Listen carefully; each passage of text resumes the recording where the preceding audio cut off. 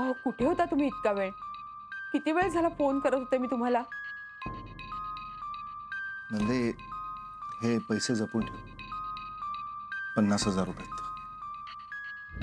एवढे पैसे? दोघा तिघांकडनं उसने आणलेत. इतक्या घाईने? अश्विनीताईंनी मीरेच्या जामिनाचे पैसे दिले होते. त्यांना ते उद्याच्या उद्या परत करायला नको आहेत का? माझं ऐकाल का? तुम्ही एकटे नका जाऊ उद्या. मलाही घेऊन जा बरोबर. नाही म्हणजे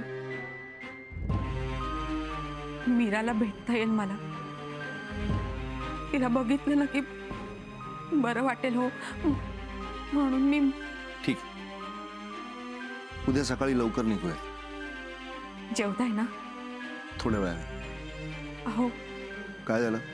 तुम्ही मधुराला असं एकदम बोलायला नको होतं.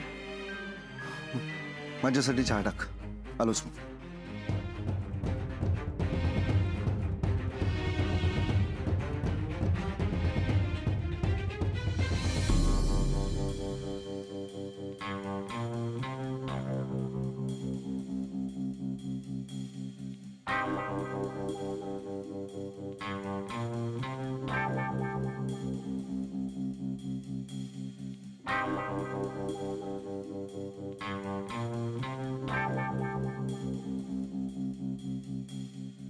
आई, अरे तुलाच बघत होते.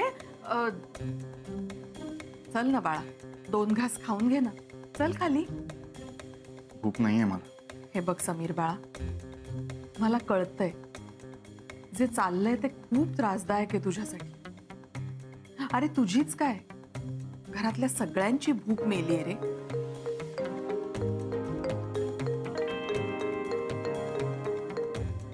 आयुष्यात निर्णय चुकतात, पण आपण चुकलोय हे मान्य करायचं आणि चूक सुधारायची असते बाळा. पण ह्या सगळ्यात माझी काय चूक होती आई?